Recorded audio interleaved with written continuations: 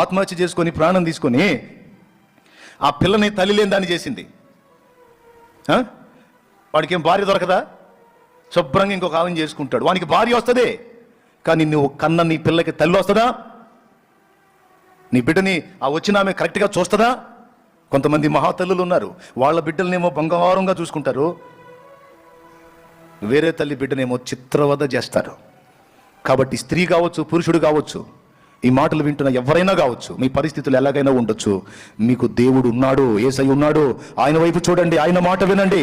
ఆయన నిన్ను ప్రతి ఇబ్బందికర పరిస్థితుల్లోంచి విడిపించగలుగుతాడు, ఆయన కాపాడగలుగుతాడు, ఆయన ఆదరించగలుగుతాడు. మనుషుల మాటలను చెవిన పెట్టద్దు.